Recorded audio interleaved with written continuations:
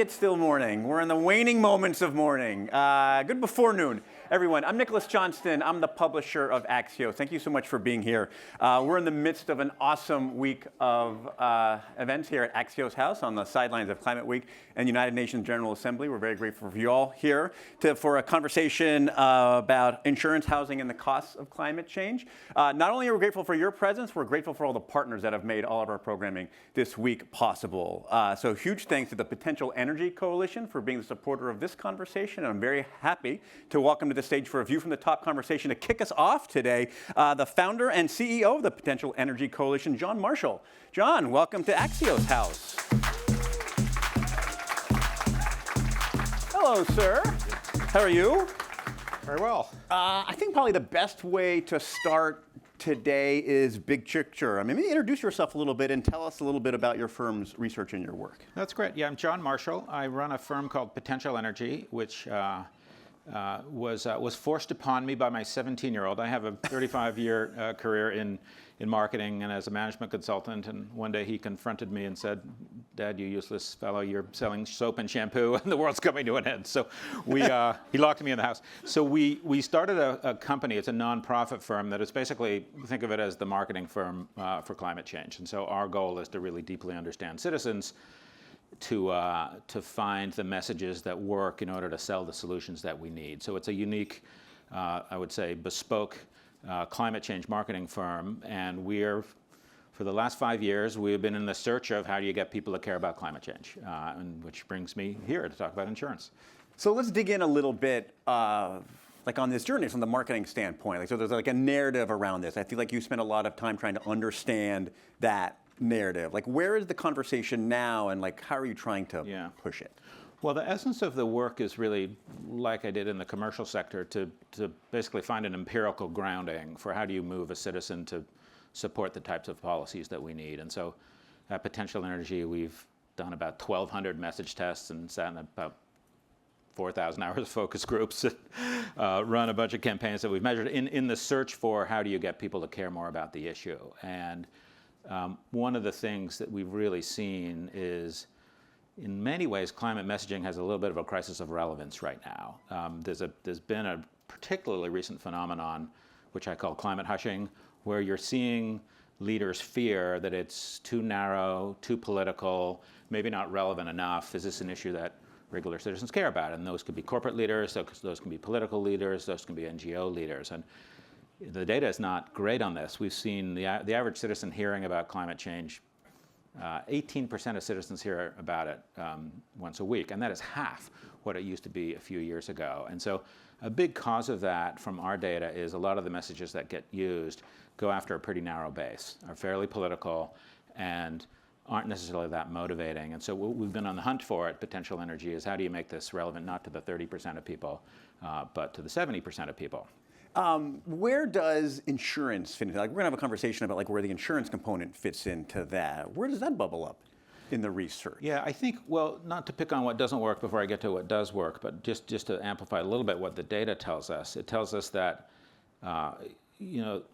one observation I'll make is thinking about climate change as an environmentalist's issue has not necessarily led us to the breadth that we need.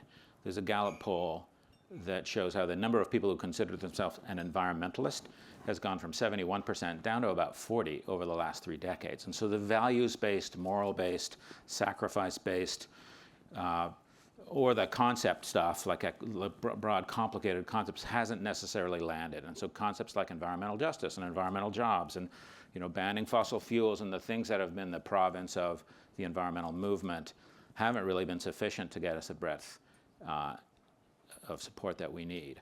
So what have we learned? We've learned that we need a really big shift from morality to materiality. Now, the impacts of climate change are giving us that. And so this is where insurance comes in. We are facing a situation where not 30% of people are going to be concerned about an issue because they've made a political or values-based choice, but 100% of people are going to be concerned about an issue because their home insurance rates are going up. So the shift from morality to materiality has started to happen. We think it's the wellspring of tomorrow's narratives that we actually talk about how it actually affects real people's costs, the availability of insurance.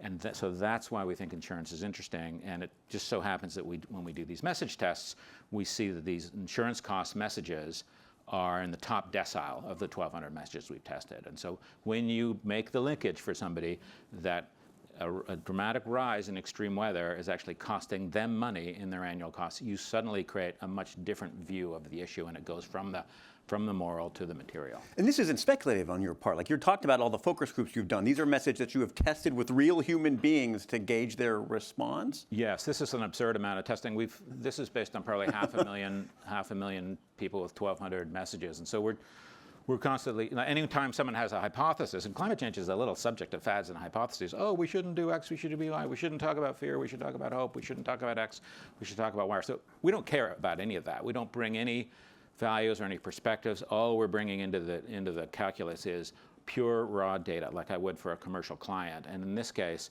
the material messages work. And I think that the unfortunate reality is that we have 100% certainty that the materiality is going to get worse. And so every year that goes by, the messages about people's costs and how it's actually affecting them in their communities becomes a more productive message, and it likely is the source from which climate support will emanate in the future.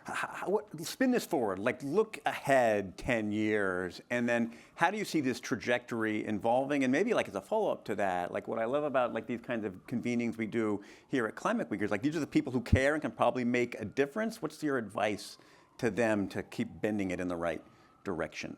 Yeah, I think, well, overall, I think for the climate movement to be successful, we need a broad non-political movement. And that feels really hard today, right? It feels like, oh, let's not talk about it because it's too political.